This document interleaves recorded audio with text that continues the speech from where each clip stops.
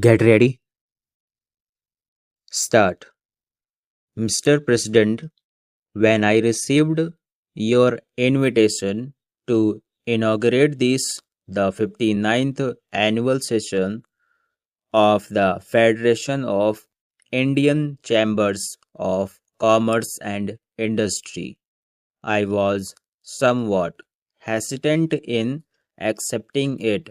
I was aware that since independence, each annual session of the Federation has been inaugurated by the Prime Minister. This, in fact, was the main reason for my reluctance.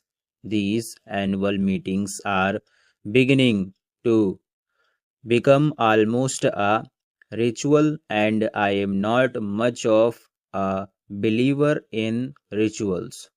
I am also not happy about the tendency to turn to the Prime Minister to inaugurate every function of importance and to consider that a function which is not inaugurated by the Prime Minister is only of second rate importance.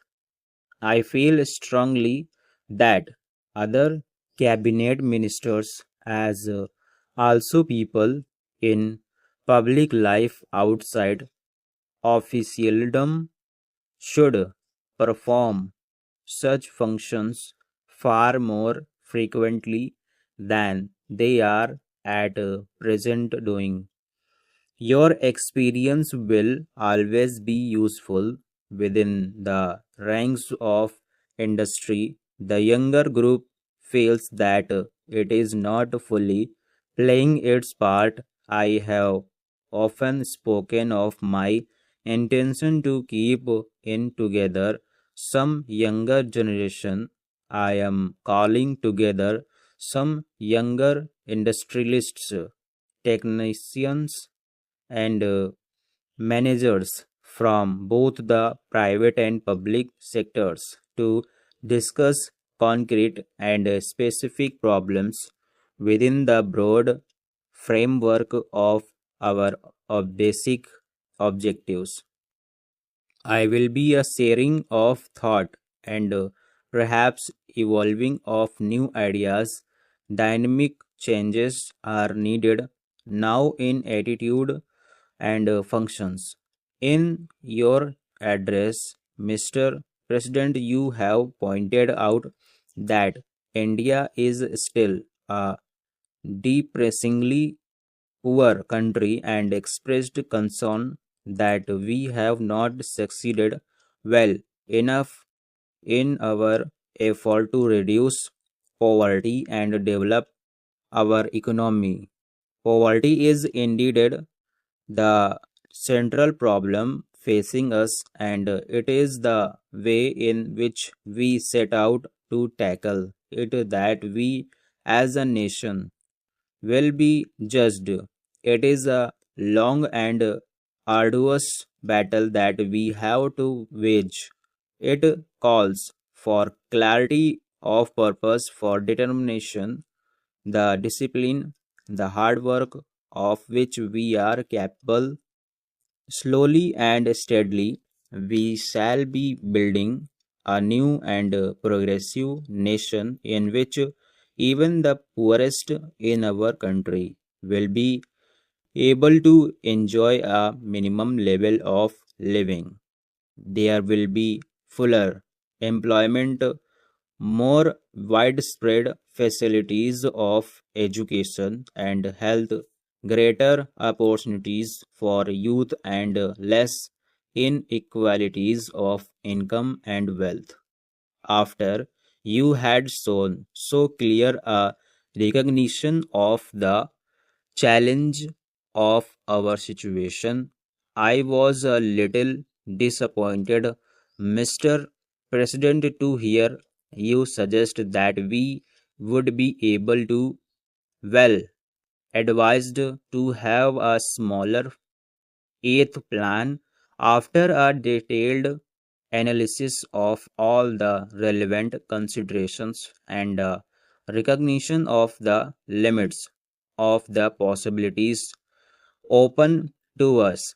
One may come to any conclusion about the size, but to suggest and propagate that a smaller plan is desirable for its own sake and that it may even help in our fight against poverty is not convincing.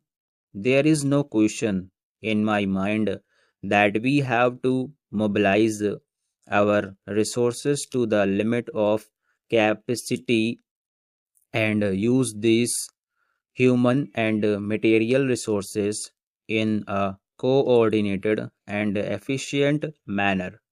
If we shrink the responsibility and seek to cover it up by phrases, we shall be merely paying lip service to the cause of the common man.